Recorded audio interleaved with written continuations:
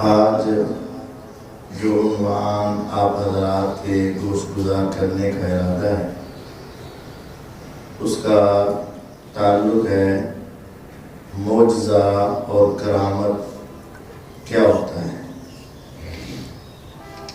اور اس پر ایمان لانے کا کیا مفہوم ہے۔ انبیاء علیہم السلام انسانیت میں سب سے اعلیٰ اور افضل ہوتے ہیں۔ انسانوں میں آپ سے اعلیٰ کوئی نہیں ہوتا۔ اللہ تعالیٰ ان کی نبوت کو مزید پختہ کرنے کے لیے، ثابت کرنے کے لیے ان کے ہاتھ سے کچھ ایسے اعمال کرواتے ہیں جو انسانی قوت اور طاقت سے باہر ہوتے ہیں۔ اگر وہ نبوت ملنے سے پہلے ہوں تو اس کو ارہاس کہتے ہیں، اور اگر وہ نبوت کے بعد ہوں تو اس کو معجزہ کہتے ہیں۔ ارہاس عمل تو ایسا ہے جو انسانی قوت، طاقت اور سوچ سے باہر ہے، لیکن وہ عمل اللہ تعالیٰ کے حکم سے ہوتا ہے اور نبوت سے پہلے ہوتا ہے، اس کو ارہاس کہتے ہیں۔ اس کی کئی ایک مثالیں ہیں۔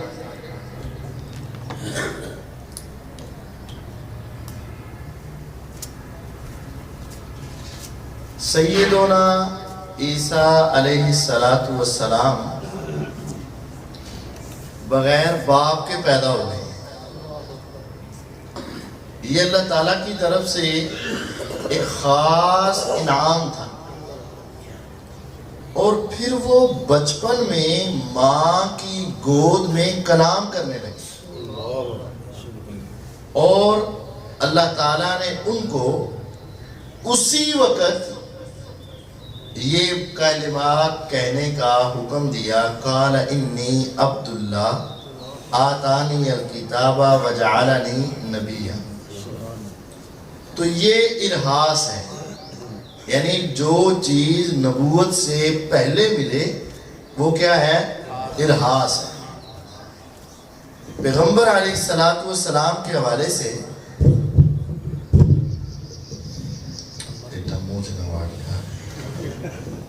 آواز نہیں آ رہی بات؟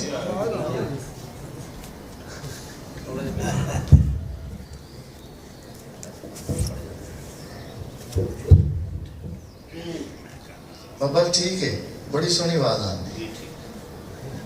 آج بات صرف سمجھنی ہے۔ صحیح بخاری میں حدیث ہے، اللہ کے نبی صلی اللہ علیہ وسلم فرماتے ہیں، انی لأعلم حجرا بمکہ یسلمنی اذا مررت بھی، کہ مکے کے اندر ابھی بھی مجھے اس پتھر کا پتہ ہے کہ وہ کہاں پڑا ہوا ہے، کہ جب میں اس کے پاس سے گزرا کرتا تھا تو وہ پتھر مجھے سلام کیا کرتا تھا۔ یعنی آپ راستے سے گزرتے ہوتے بچپن میں، تو آپ جب اس پتھر کے پاس سے گزرتے نا تو اس بے جان پتھر کو میرا رب قوت گویائی دیتا، اور وہ آپ کو پہچان کر سلام کہا کرتا۔ پتھر کو نظر کیسے آئے یہ رب دکھانا چاہے تو دکھا دے، اور پتھر کیسے بولے وہ رب بلانا چاہے تو بول پڑے۔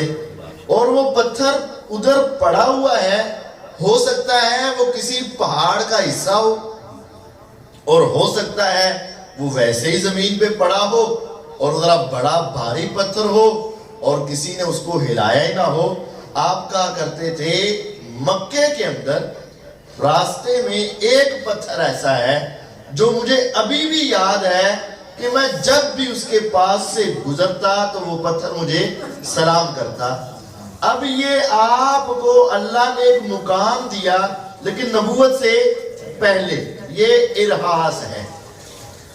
آپ جانتے ہیں جب پیغمبر علیہ السلام پیدا ہوئے اس وقت کا معاشرے کا کلچر یہ تھا, طریقہ کار یہ تھا کہ مائیں خود اپنے بچوں کی پرورش نہیں کیا کرتی تھی. دیہات سے عورتیں آتی اور وہ شہر کے بچوں کو لے جاتی اور ان کی کوئی قیمت معاوضہ طے کر لیتی اور ان کو دیہاتوں میں لے جا کر خوشگوار ماحول میں, پرسکون فضا میں اور بڑے اچھے ماحول میں ان بچوں کی پرورش اور تربیت کرتی اور ان کو صحیح عربی سکھاتی. آج آپ جیسے جانتے ہیں کہ پنجابی صحیح شہر سے مقابلے میں کہاں سمجھ آئے گی؟ دیہات میں. اور دیہاتوں میں بھی جو ٹھیٹھ دیہات ہے, پورا پیور دیہات, اس وقت بھی عربی صحیح سیکھنی ہوتی تو وہ بھی دیہاتوں میں سکھائی جاتی, دیہاتوں میں بولی جاتی. تو جب نبی صلی اللہ علیہ وسلم پیدا ہوئے اور دائیوں کا ایک چکر لگا, وہ مہینے بعد 2 مہینے بعد آتی, جتنے بچے پیدا ہوئے ہوتے ان کو لے جاتی, معاوضہ طے کر لیتی. تو پیغمبر علیہ السلام کو لینے کے لیے جو آئی تھی دائیاں, ان میں سے سیدہ حلیمہ آپ کو لے کر گئیں. جب لے گئی نا تو پھر حدیث میں آتا ہے کہ ان کے جانوروں کے تھن جو تھے وہ بھی جب چرنے جاتے اور عام جانور بھی چرنے جاتے تو سارے محلے کے جانوروں سے زیادہ دودھ ان کے گھر کے جانوروں میں ہوتا تھا. اور جہاں یہ جانور چرتے تھے وہاں سبزہ اور ہریالی بھی ہوتی تھی. تو یہ جو چیز اللہ تعالیٰ نے عطا فرمائی ہے آپ کو برکتیں, یہ نبوت سے پہلے ہیں, ان کو ارحاس کہتے ہیں. آپ کا سینہ 2 مرتبہ چاک کیا گیا, نبی علیہ السلام کا سینہ 2 مرتبہ چاک کیا گیا. ایک تو معراج سے پہلے نا, اور ایک بچپن میں جب ابھی آپ تقریباً 5-6 سال کے تھے نا, تو اسی جگہ پہ کھیل رہے تھے بچوں کے درمیان. تو جبرائیل علیہ السلام آئے اور بچوں کے درمیان سے آپ کو پکڑا اور دور لے جا کر زمین پہ لٹا کے آپ کا سینہ چاک کر دیا اور اس کو دھویا. جب بچوں نے دیکھا تو انہوں نے گھر جا کے ان کی جو اس وقت رضاعت والی ماں تھی مائی حلیمہ, ان کو جا کے بتایا نا کہ تیرے بچے کے ساتھ تو یہی ہو گیا ہے. وہ دوڑتی بھاگتی آئی, کیونکہ یہ امانت ہوتی تھی, بچے کیا ہوتے تھے, تو وہ دوڑتی بھاگتی آئیں. تو سامنے آئیں تو نبی علیہ السلام واپس چلتے آ رہے تھے. وہ چند لمحوں کی تو بات ہو نہیں تھی. جب انہوں نے دیکھا تو اب وہ ڈر گئی, سہم گئی کہ کہیں اس بچے کو کچھ ہو نہ جائے. پھر انہوں نے ان کو چند ہی دنوں میں پکڑا اور واپس ان کی والدہ کے پاس چھوڑ آئیں. تو یہ اس وقت بھی آپ کا سینہ چاک کرنا اور اس بڑا سونا چل رہا, آواز نہیں جا رہی تھی, اور پہلے سیٹ کر رہا, خواتین کی طرف نہ آواز نہیں جا رہی تھی.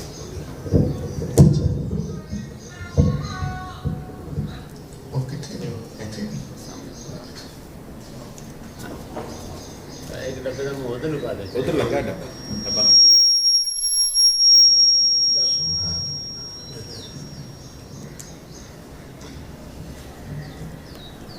جو چیز انبیاء علیہ السلام کو نبوت سے پہلے ملے اس کو ارحاس کہتے ہیں, اور جو چیز نبوت کے بعد ملے اور انسانی اختیار سے باہر ہو اس کو معجزہ کہتے ہیں.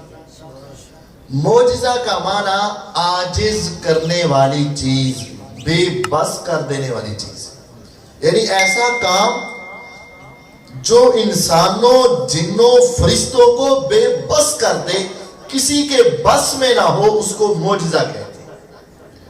اس معجزے میں انبیاء علیہ السلام کا اپنا اختیار نہیں ہوتا۔ آج معجزات کے حوالے سے 2 گروہ گمراہ ہیں اور 1 گروہ حق پر ہے، کل 3 گروہ ہیں۔ ایک گروہ جو گمراہ ہے وہ یہ ہے، وہ معجزات کا ویسے منکر ہے، معجزات کو عقل کی بنیاد پہ دیکھتا ہے اور عقل کہتی ہے انسان یہ کام کر سکتا نہیں کر سکتا، کہتے ہیں یہ کام ہوا ہی نہیں۔ یہ گمراہی ہے۔ آپ نے جو پڑھے لکھے ہیں ماشاءاللہ، نام سنا ہوگا سر سید خان صاحب، سنا ہے نا، انڈیا کے اندر تھے۔ انہوں نے چونکہ وہ پڑھے لکھے تھے، اپنی عقل کی بنیاد پر، اس وقت سائنس نے بھی اتنی ترقی نہیں کی تھی، انڈیا کی بات ہے، 100 سال پہلے کی بات ہے، انہوں نے اپنی عقل کی بنیاد پر ان تمام معجزات کا انکار کر دیا، کیونکہ وہ عقل میں نہیں آتے، کہتے یہ کام ہوئے ہی نہیں۔ یہ غلطی ہے، گمراہی۔ اور ایک گروہ ایسا آیا جس نے یہ کہا کہ معجزہ اگر نبی علیہ السلام کر لیتے ہیں نا، تو اس کا مطلب یہ ہے کہ وہ خود مختار ہیں، ان کے پاس یہ طاقت ہے، ان کے پاس یہ اختیار ہے، اب وہ جو چاہے سو کر سکتے ہیں۔ انہوں نے 1-2 معجزات کو دیکھا اور انبیاء علیہ السلام کو اللہ کے برابر کا کھڑا کر دیا۔ یہ بھی گمراہی ہے۔ حق کیا ہے؟ معجزہ برحق ہوتا ہے، لیکن اس میں مرضی، اختیار اللہ تعالیٰ کا ہوتا ہے۔ اگر وہ چاہے تو انبیاء کے ہاتھوں سے وہ کام کروا دے، اور اگر وہ نہ چاہے تو انبیاء علیہ السلام کے ہاتھوں سے وہ کام ہو نہ سکے۔ وَمَا كَانَ لَنَا أَن نَأْتِيَكُمْ بِسُلْطَانٍ إِلَّا بِإِذْنِ اللَّهِ۔ انبیاء علیہ السلام یہ کہتے رہے ہیں ہمارے اختیار میں نہیں ہے کہ ہم کوئی کام، کوئی معجزہ تمہارے پاس اپنی مرضی سے لے آئیں، نہیں ہو سکتا۔ الا باذن اللہ، یہ اللہ کی اجازت، اللہ کا حکم ہوگا تو ہوگا۔ اب آپ مثالیں سنیں۔ ایک وقت یہ بھی آیا کہ نبی کریم صلی اللہ علیہ وسلم اپنے صحابہ کے پاس ہیں، صحیح بخاری میں، اور ان کے پاس پینے کا پانی کم ہو گیا۔ آپ نے اپنا ہاتھ اس برتن میں ڈالا تو آپ کی انگلیوں سے پانی جاری ہوا، پانی جاری ہوا، اور 80 سے زیادہ صحابہ نے وہ پانی پیا بھی اور اس پانی کو جمع کیا اور اس سے وضو کیا، غسل کیا، استعمال کیا، اور وہ پانی جو آپ کی انگلیوں سے نکلا چھوٹے سے برتن میں نکلتا گیا، نکلتا گیا، نکلتا گیا۔ صحابہ اپنی اپنی طاقت اور اپنی ضرورت کے مطابق لے جاتے رہے، ہاتھوں سے پانی نکلا۔ یہ کیا تھا؟ معجزہ، یہ اللہ کی مرضی تھی۔ لیکن اسی پیغمبر علیہ السلام پر ایک وقت وہ بھی آیا کہ جب اما عائشہ رضی اللہ تعالی عنہا کا ہار گم ہوا، لوگ تلاش کرنے لگے۔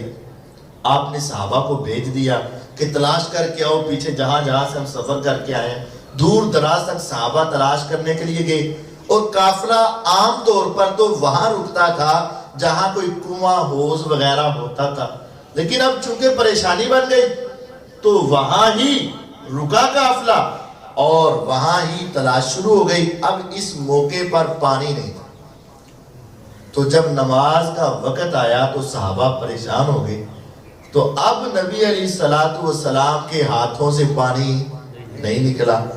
جب پریشان ہوئے تو پھر اللہ تعالیٰ نے تیمم کے احکامات نازل کیے کہ مٹی پر ہاتھ مار کے ہاتھ کو اس طرح ایک دوسرے پر مل لو اور اپنے چہرے پہ اس طرح لگا لو تو تمہارا تیمم ہو جائے گا. وہی پیغمبر علیہ السلام ہے, وہی ہاتھ ہے. جب اللہ نے چاہا تو ہاتھوں سے پانی نکلا, اور جب اللہ تعالیٰ نے نہیں چاہا تو پانی نہیں نکلا اور ان کو مٹی سے تیمم کرنا پڑا. اللہ تعالیٰ جب چاہے انبیاء علیہ السلام سے وہ کام کروا دے تو وہ ہو جاتا ہے, جب چاہے تو نہ کروائے تو وہ ہوتا نہیں ہے. معجزہ کو اصلی طور پر ماننا یہ حق ہے, اس کا انکار عقل کی بنیاد پہ کرنا یہ گمراہی ہے. اور یہ سوچنا کہ اگر ایک معجزہ ہوا تو پھر سارے کام ہی کرنے اختیار میں ہے, یہ بھی گمراہی ہے. معجزہ اصل میں یہ ہے جب اللہ چاہیں گے تو ہوگا, نہیں چاہیں گے تو نہیں ہوگا, یہ معجزہ. نبی کریم صلی اللہ علیہ وسلم اپنے گھر میں تھے.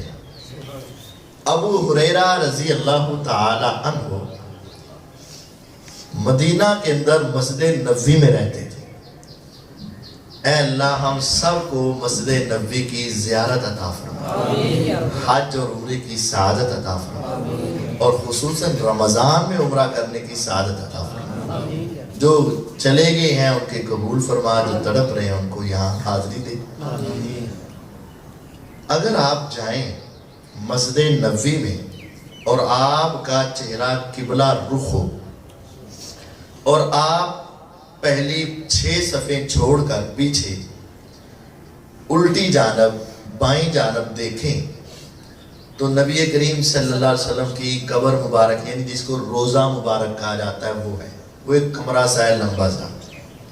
وہ اصل میں نبی صلی اللہ علیہ وسلم کا گھر بھی تھا, آپ کی بیٹی فاطمہ الزہرا رضی اللہ عنہ کا گھر بھی تھا, یعنی حضرت علی رضی اللہ عنہ کا گھر بھی, اور آپ کی دوسری بیویوں کے گھر بھی تھے. ان سب کو آپ اکٹھا کر کے ایک بڑا کمرہ سا بنا دیا. اب اس کمرے سے پیچھے اگر آپ دیکھیں گے نا, آج بھی وہاں اتنا اونچا ایک تھڑا ہے, تھڑا سرا بڑا سا ہے, اس کو چبوترا کہتے ہیں. وہ ہے صفہ, صفہ سواد فے ہے. بہت سارے صحابہ, کوئی عراق سے, کوئی ایران سے, کوئی فلسطین سے, کوئی شام سے, کوئی دوسرے علاقوں سے جب مسلمان ہوتے نا تو وہ پیغمبر علیہ السلام کے پاس آ کر آپ کا دیدار کرتے, آپ کے پاس رہتے, تو پھر وہ آپ کے ہی ہو جاتے, واپس گھر جاتے ہی نہ, ادھر ہی رہتے. یہ 80 کے قریب صحابہ تھے, 80 کے قریب. وہ کیا کرتے, سارا دن پیغمبر علیہ السلام کی حدیثیں سنتے, یاد کرتے, پڑھتے, دین پر عمل کرتے, اور مسجد میں ہی رہا کرتے تھے اصحاب صفہ. ان میں سے ایک تھے ابو ہریرہ رضی اللہ عنہ. اب ان کا گھر بھی کوئی نہیں تھا, کاروبار بھی کوئی نہیں تھا, اور یہ خصوصی طور پر نبی کریم صلی اللہ علیہ وسلم کی حدیثیں یاد کیا کرتے تھے.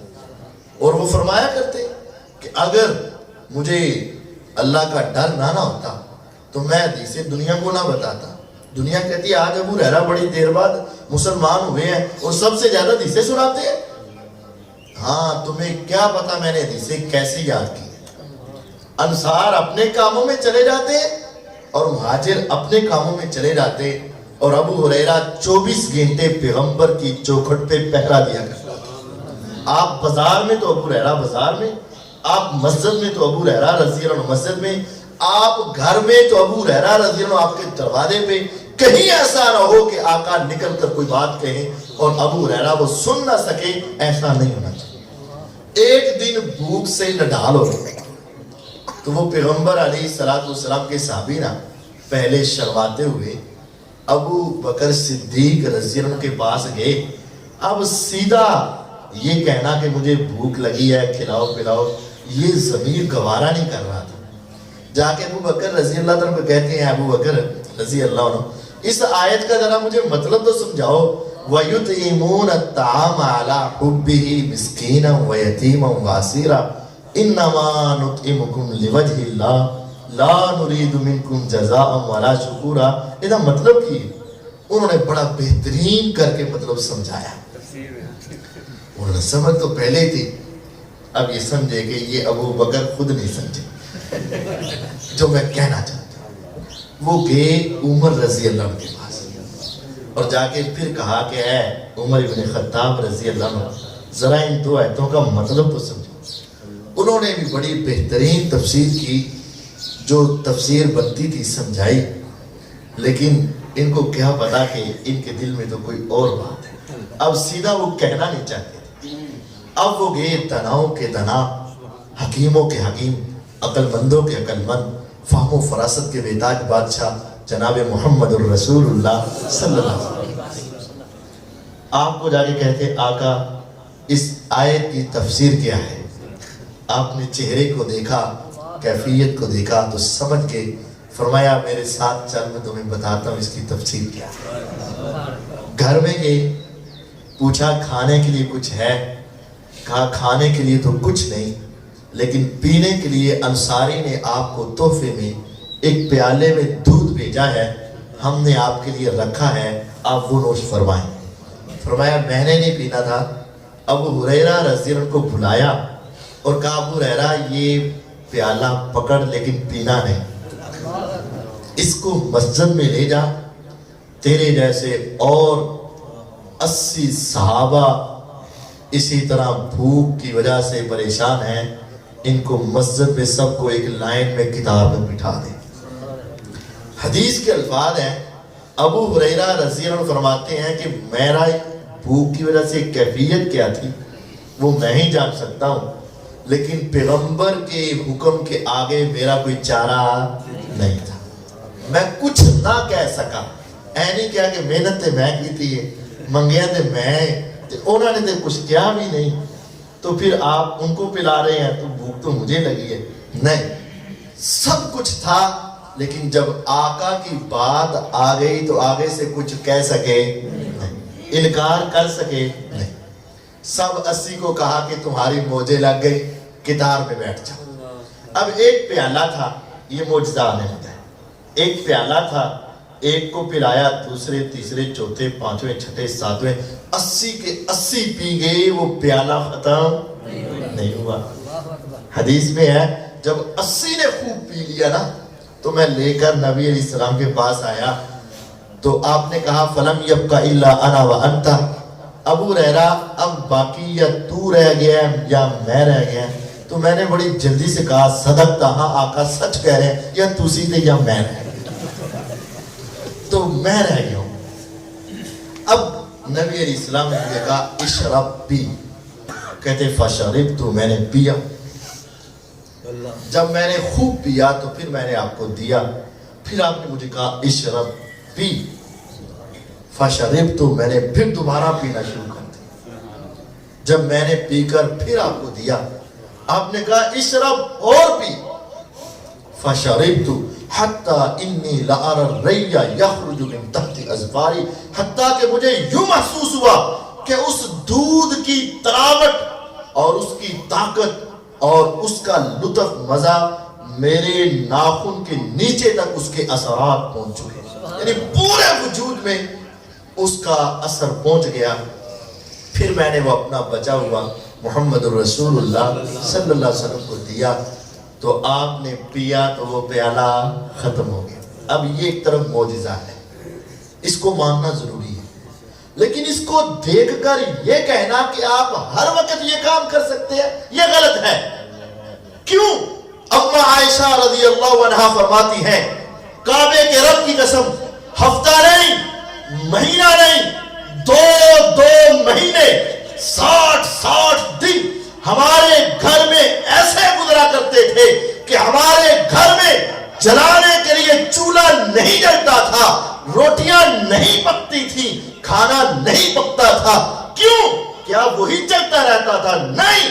فرمایا ہمارے گھر کی کیفیت یہ ہوتی تھی, پیغمبر علیہ السلام سارا مال و دولت اللہ کے راستے میں صدقہ کر دیتے, 2 مہینے تک کبھی سالن نہ پکتا, 2 مہینے تک کسی دن روٹی نہ پکتی. پوچھنے والوں نے پوچھا انسان تو آخر انسان ہے, भूख भी तो लगती है ना, प्यास भी तो तड़पाती है ना। इंसान एक दिन रह सकता है, 2 दिन रह सकता है, 4 दिन रह सकता है, 2 महीने तो बगैर खाए जिंदा नहीं रह सकता।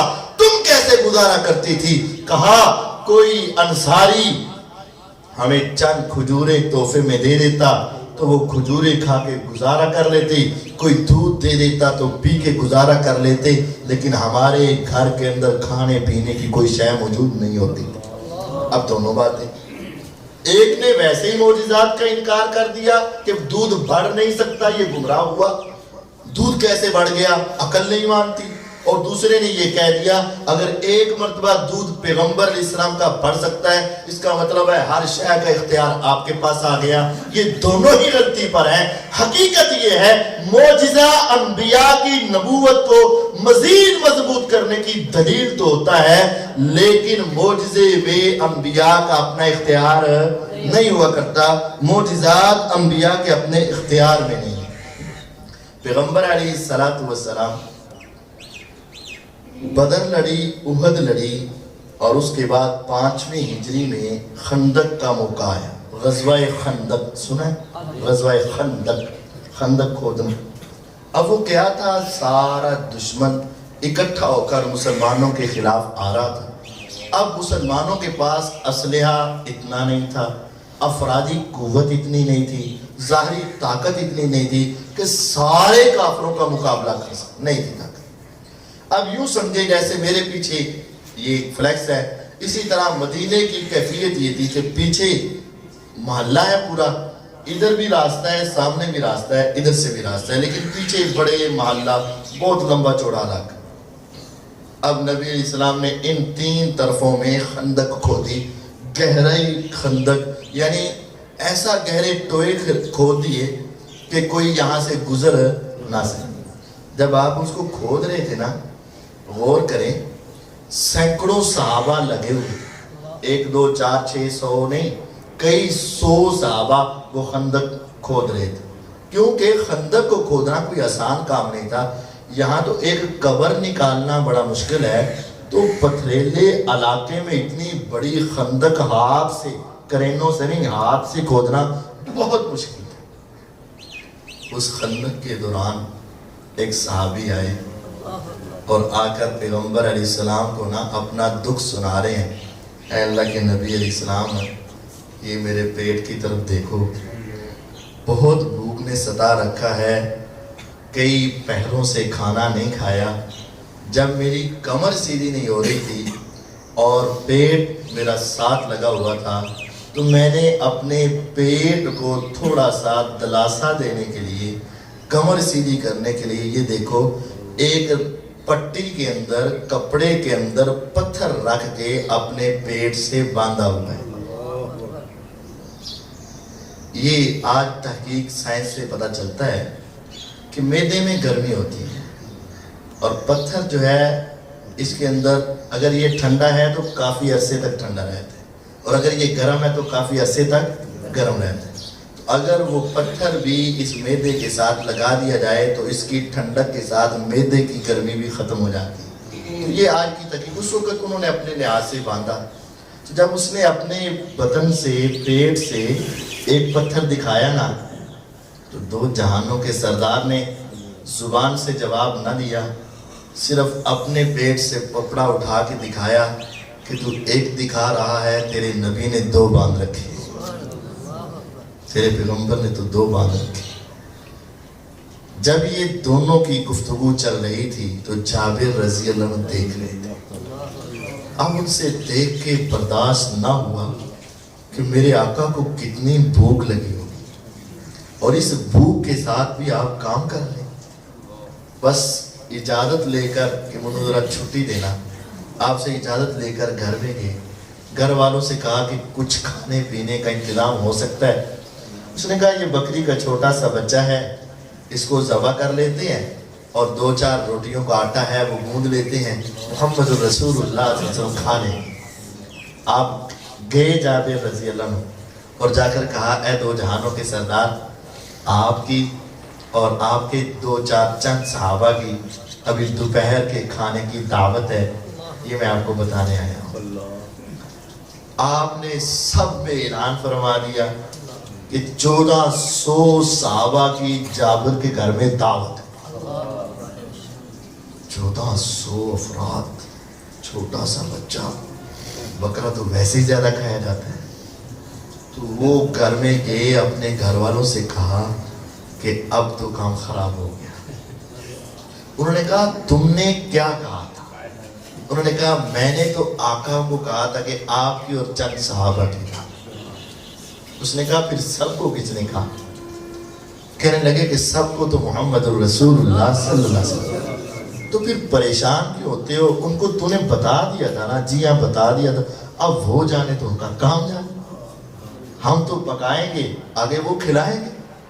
نبی علیہ السلام نے پھر جابر رضی اللہ عنہ کو کیا کہا تھا کہ جب ہنڈیا اوپر رکھ دو تو میرے آنے سے پہلے نیچے نہیں اتارنی, اور جب آٹا گوندھ دو تو میرے آنے سے پہلے پکانا شروع نہیں کرنا. جابر رضی اللہ عنہ آئے, نبی کریم صلی اللہ علیہ وسلم نے اپنا لعاب نکالا تو ہنڈیا میں ڈال دیا, لعاب نکالا تو اس آٹے میں ڈال دیا, کہا اب پکانا شروع کرو. وہ روٹیاں پکائے جا رہے ہیں, صحابہ آ کے کھائے جا رہے ہیں, اور سارے صحابہ باری باری آئے, خوب سیر ہو کے کھا کے واپس چلے گئے, لیکن وہ روٹیاں بھی ختم نہ ہوئیں, وہ سالن بھی ختم. اب اس واقعے میں دو باتیں, جب تک اللہ تعالیٰ نے نہیں چاہا پیغمبر علیہ السلام بھی اپنی بھوک مٹا نہیں سکے. آپ کو بھی پیٹ پہ پتھر باندھنے پڑے, صحابی کی بھی بھوک مٹا نہ سکے, ان کو بھی کچھ کھلا نہ سکے, ان کو بھی کچھ پلا نہ سکے, ان کی بھی مشکل کو دور نہ کر سکے. لیکن جب اللہ نے چاہا تو اس وقت یہ معجزہ ہوا کہ وہ چھوٹا سا کھانا, چھوٹا سا بکرا, تھوڑی سی روٹیوں کا آٹا, 1400 صحابہ نے خوب پیٹ بھر کے کھایا, لیکن وہ ختم نہ ہوا. معجزہ کے بارے میں یہ کہنا کہ یہ عقل کے خلاف ہے تو غلط ہے, یہ گمراہی ہے. یہ کہنا کہ اگر ایک معجزہ ہوا ہر شے کا اختیار آ گیا, یہ بھی گمراہی ہے. اصل معجزہ یہ ہے جب اللہ چاہیں گے تو یہ کام پیغمبروں کے ہاتھوں سے کروا دیتے تھے, جب نہیں چاہتے تھے یہ کام نہیں کرواتے تھے. یہ سمجھ لیں. اب معجزے کے آج ہمارے پاس پیغمبر علیہ السلام کے اوپر آنے والے معجزات میں سے کوئی معجزہ ہے؟ ہمارے پاس کوئی معجزہ ہے؟ جی ہاں ہے. ایک معجزہ ہے جو قیامت تک چلے گا, اور اس کا نام ہے قرآن مجید. یہ بھی معجزہ ہے. قرآن مجید اللہ تعالیٰ کی طرف سے نبی علیہ السلام کا معجزہ ہے. معجزہ کا معنی عاجز کرنے والا. اس نے بھی ساری انسانیت اور جنوں کو کیا کر دیا ہے؟ عاجز کر دیا ہے. کوئی بھی اس جیسا قرآن بنا سکتا نہیں بنا سکتا. تو یہ معجزے کو سمجھ لیں. بعض لوگ اب اس معجزات سے, عیسیٰ علیہ السلام کا یہ معجزہ تھا اللہ تعالیٰ کی طرف سے, وہ مادرزاد نبینوں کی آنکھیں درست کر دیتے, پھول بحری والے کو درست کر دیتے اللہ تعالیٰ سے دعا کر کے, اور جبرائیل علیہ السلام نے ان کو بغیر باپ کے مریم علیہ السلام کے منہ میں پھونک ماری تو یہ پیدا ہو گئے. یہ سارے معجزات ہیں.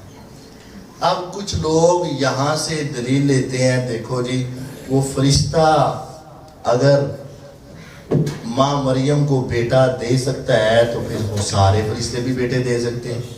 یہ غلط ہے. معجزے کو معجزے کی حد تک سمجھے. جب اللہ چاہیں گے تو ہوگا, نہیں چاہیں گے تو نہیں ہوگا. اس کا انکار بھی کفر ہو جاتا ہے, اور اس کو ہمیشہ تک ماننا بھی گمراہی ہو جاتی ہے. معراج نبی علیہ السلام کو ہوا, اس کا انکار کفر ہے.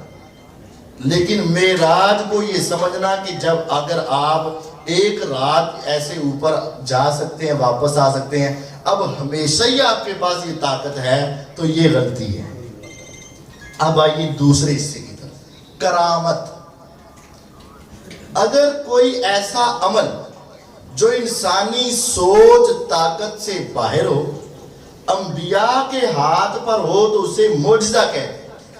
اور اگر کسی ولی کے ہاتھ پر ہو تو اس کو کرامت کہتے ہیں۔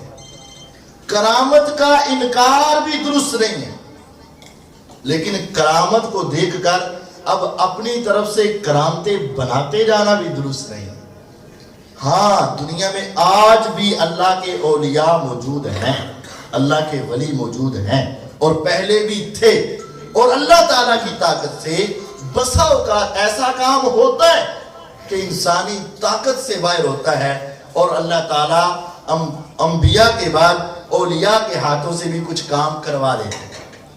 آج ہمارے معاشرے میں شرک کی ایک بڑی وجہ کرامت کا مفہوم نہ سمجھنا۔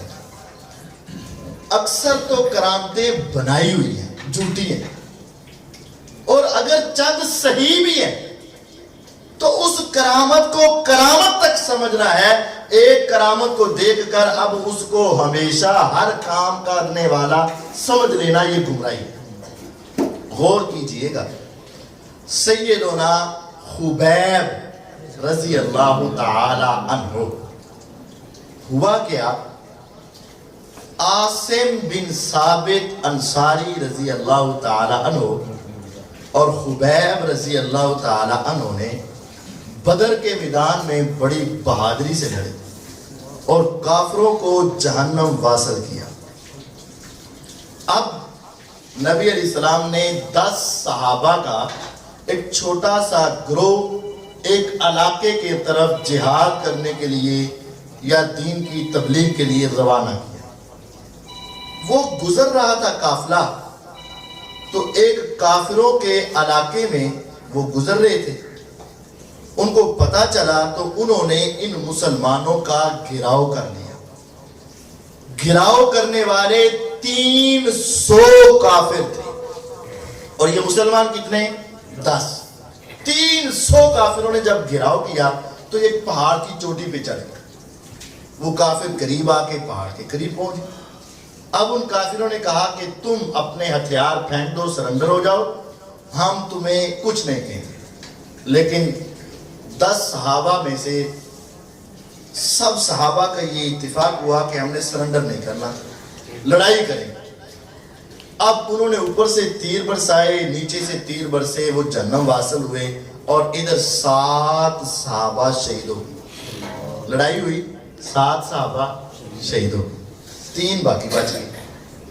اب 3 نے سوچا کہ کچھ کر تو نہیں سکتے، تو انہوں نے ہتھیار پھینک دیے۔ جب ان کو نیچے اتارا گیا تو ان کے ہتھیار ان سے چھین لیے گئے اور ان کو زود و کوب کرنے لگے، مارنے لگے۔ ایک صحابی نے کہا کہ اگر تم نے ایسے ہی کرنا ہے نا، تو وہ ان کے ساتھ سیدھے ہو گئے، دوبارہ لڑنے لگے اور ان کو شہید کر دیا گیا۔ اب کتنے باقی بچ گئے؟ 2۔ اب ان 2 کو لا کر مکے میں بیچ دیا گیا۔ خریدا کنہوں نے؟ جن کے رشتہ داروں کو یا باپوں کو انہوں نے بدر میں قتل کیا ہوا تھا نا، انہوں نے ان کو خرید لیا۔ ان کو خرید لیا گیا۔ خبیب رضی اللہ تعالیٰ عنہ کو ایک گھر کے اندر بند کر دیا گیا، اور ان کی سولی کا وقت طے کر لیا گیا۔ ان کو فلاں دن میں سولی دیں گے، اوپر کسی درخت کے ساتھ زندہ کو باندھ دیں گے، اور پھر نیچے سے تیر مار مار کے اتنا زخمی کریں گے کہ یہ شہید ہو جائیں گے۔ یہ طے ہو گیا، اور ان کو بھی پتا تھا کہ مجھے فلاں دن انہوں نے مار دینا۔ انہوں نے اس دن سے 1-2 دن پہلے گھر والوں سے اپنے جسم کی صفائی کے لیے اس طرح مانگا، انہوں نے دے دیا۔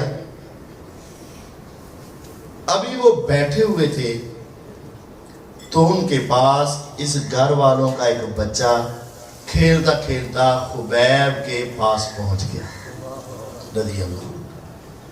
انہوں نے اس بچے کو اپنی ران کے ساتھ اوپر بٹھا لیا کہ یہ بچہ ہے، اس کو کیا پتا، بچے تو معصوم ہوتے ہیں نا، تو شاید ان کو اپنے بھی گھر کے بچے یاد آ رہے ہوں، تو اس بچے کو اپنے ران پہ بٹھا کے اس بچے سے پیار کرنے لگے، اور ان کے ہاتھ میں وہ اس طرح موجود تھا۔ اب اس بچے کی ماں نے اس کو دیکھا۔ ذرا تصور کرو کہ آپ کا کوئی دشمن ہو اور آپ نے کل یا پرسوں اس کو پھانسی دے دینی اور دنیا میں اعلان کر دیا ہو کہ کل فلاں وقت میں آ جانا، اب اس دشمن کے پاس تمہارا بچہ پہنچ جائے اور اس کے ہاتھ میں چھری ہو، تو ماں کیا سمجھے گی کہ یہ اپنا بدلہ لے گا کہ میں نے تو مرنا ہی مرنا ہے لیکن تمہیں بھی مار کے چھوڑوں گا۔ اب اس ماں نے دیکھا تو اس کے اوپر کے سانس اوپر اور نیچے کے نیچے، جب خبیب رضی اللہ عنہ نے اس ماں کی اس ممتا کو بانپ لیا دیکھا تو کہا فکر مت کرو، ہمارے دین میں بچوں پہ ظلم نہیں کیا جاتا، ہمارے دین میں بچوں سے بدلے نہیں لیے۔ بعد میں وہ عورت مسلمان ہوئی تھی، اس نے یہ سارا واقعہ سنایا تھا، پھر اگلا دن آیا تھا، خبیب کو سولے پہ چڑھایا گیا تھا اور ان کو شہید کر دیا گیا تھا۔ وہ عورت بعد میں مسلمان ہوئی تھی اور اس نے کہا تھا اللہ کی قسم میں نے خبیب کو اس کمرے میں دیکھا تو وہ انگور کے گچھے سے انگور کھا رہے تھے اور پورے مکے میں ہم نے اس سے پہلے کبھی انگور نہیں دیکھے تھے۔ خبیب کے پاس اس گھر میں، اس کمرے میں، اس موسم میں انگوروں کے گچھے کس نے پہنچائے؟ آسمان والے رب نے پہنچائے۔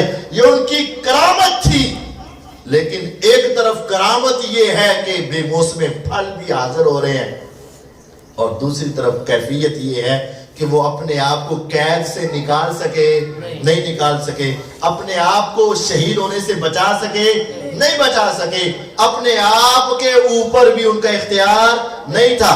جتنی کرامت ہے اس کو ماننا ہمارے ایمان کا حصہ ہے، اور جو کرامت نہیں ہے اس کی طرف اپنے ایمان کو لگانا یہ ہمارے ایمان کی خرابی بن جائے۔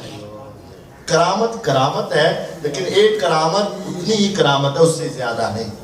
ابو بکر صدیق رضی اللہ تعالیٰ عنہ بیان فرماتے ہیں صحیح بخاری میں، نبی کریم صلی اللہ علیہ وسلم نے ایک رات اعلان کیا کہ جس کے گھر میں 2 بندوں کا کھانا ہے وہ تیسرے کو لے جائے، 2 کا کھانا 3 کو کافی ہو جائے گا۔ وہ 80 صحابہ جو مدینے میں تھے نا، صفہ والے، آپ ان کے کھانے کا انتظام کروا رہے تھے۔ جس کے گھر میں 2 کا کھانا ہے وہ تیسرے کو لے جائے، جس کے گھر میں 3 کا کھانا ہے وہ چوتھے کو لے جائے، جس کے گھر میں 4 کا ہے وہ 5ویں چھٹے کو بھی ساتھ لے جائے۔ نبی کریم صلی اللہ علیہ وسلم 10 بندوں کو لے کر گئے، ابو بکر صدیق رضی اللہ عنہ 1 بندے کو لے کر گئے۔ تو کیا مطلب ان کے گھر میں کتنے بندوں کا کھانا تھا؟ 2 بندوں کا کھانا تھا، تیسرے کو لے گئے۔ اب مہمان کو گھر میں چھوڑا، صحیح بخاری میں، گھر والوں کو کہا اس کو کھانا کھلانا ہے، اور خود پیغمبر علیہ السلام کے گھر میں چلے گئے۔ آپ سے کوئی بات کرنی تھی، گفتگو کرنی تھی۔ وہاں بات کرتے کرتے کرتے کرتے کافی وقت گزر گیا۔ جب رات کا کافی عرصہ گزر گیا، کافی وقت گزر گیا، اس کے بعد آئے تو گھر والوں نے پوچھا آپ ابھی تک اتنا لیٹ ہو گئے؟ تو انہوں نے پوچھا مہمان کو کھانا نہیں کھلایا؟ ابا عشیتہم، تو نے مہمان کو کھانا نہیں کھلایا؟ انہوں نے کہا مہمان کو کھانا تو ہم نے دیا تھا، اس نے کہا تھا جب تک میرا میزبان نہیں ہوگا میں کھانا نہیں کھاؤں گا۔ ابو بکر رضی اللہ عنہ کو غصہ آیا کہ مہمان اتنے گھنٹوں سے بھوکا گھر میں، ذرا غصے میں آئے، بچے کو بھی ڈانٹا اور غصے میں اگر کہا کہ اللہ کی قسم میں نہیں کھاؤں گا اور مہمان کو اکیلے کھانا پڑے گا، قسم اٹھا۔ اب مہمان تھا، اس نے کھانا شروع کر دیا۔ پھر انہوں نے کہا کہ قسم تو میں نے غلط کھا لی، اپنی قسم توڑ دی، اس کا کفارہ الگ دیا۔ اب اللہ تعالیٰ نے ان کے اس محبت یا غصے کی یہ لاج رکھی کہ ابو بکر ناراض ہو رہے، اللہ تعالیٰ کو ان سے بڑا پیار تھا۔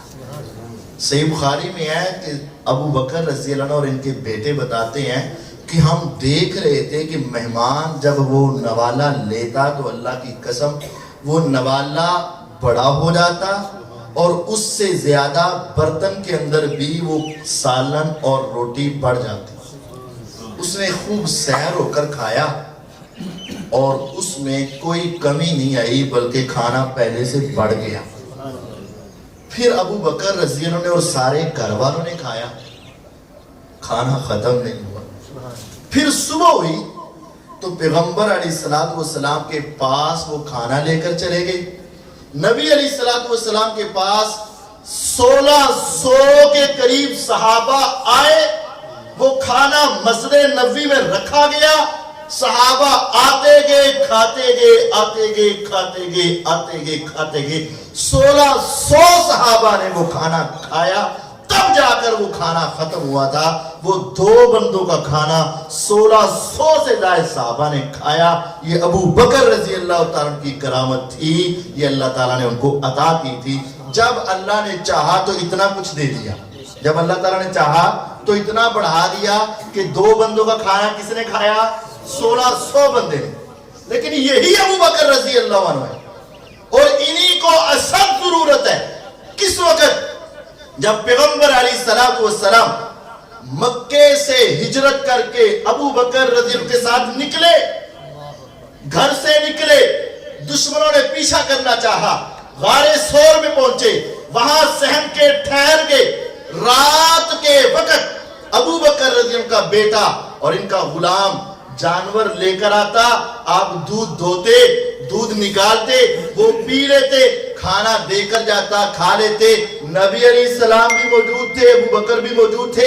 ایک دن کا کھانا ایک دن میں کفایت کرتا، اگلے دن پھر ان کو واپس آنا پڑتا۔ اب اس وقت آنا ان کے لیے بھی مشکل تھا اور ان کے لیے بھی کیا تھا؟ مشکل تھا۔ اگر کسی نے دیکھ لیا تو پتہ چل جائے گا، اور وہ تو تلاش کر رہے ہیں کہ اگر ہمیں مل جائے تو ہم نعوذ باللہ شہید کر دیں اور 100 اونٹ مل جائے۔ اب اس وقت وہ کھانا بڑا نہیں، وہ دودھ بڑا نہیں، کیونکہ انبیاء کا اس میں اختیار نہیں اور ولی کا بھی اپنا اختیار نہیں۔ اگر اپنا اختیار ہوتا تو وہ ایک مرتبہ اتنا رکھ لیتے کہ وہ سارے سفر میں کافی ہو جاتا، بار بار آنے کی ضرورت نہ پڑتی۔ نبی بھی وہی نبی ہیں، ولی بھی وہی ولی ہیں۔ جب اللہ چاہے گا تو معجزہ ہوگا، نہیں چاہے گا تو نہیں ہوگا۔ اللہ چاہے گا تو کرامت ہوگی، نہیں چاہے گا تو نہیں ہوگی۔ انبیاء اولیاء کے معجزے کرامت کو ماننا ہمارے ایمان کا حصہ ہے، لیکن ایک معجزے یا کرامت کو مان کے یہ کہنا اب وہ ہر شے کرنے پر قادر ہیں، فوت ہونے کے بعد بھی قادر ہیں، قبر میں چلے جانے کے بعد بھی قادر ہیں، تو یہ گمراہی اور غلطی ہوگی۔ جتنا معجزہ ہے اتنا مانو، جتنی کرامت ہے اتنی مانو، اس سے زیادہ اپنی عقل کے گھوڑے مت جڑاؤ۔ یہ مسئلہ صحیح طور پہ سمجھ لو، معجزے کا انکار کفر ہے، لیکن معجزے کو ہر وقت ماننا بھی گمراہی ہے۔ کرامت کا انکار بھی غلطی ہے، لیکن کرامت کو ہر مرتبہ کرامتیں مانتے جانا یہ بھی غلطی ہے۔ اللہ تعالیٰ ہمیں سمجھنے اور اپنی اصلاح کرنے کی توفیق عطا فرمائے۔ واخر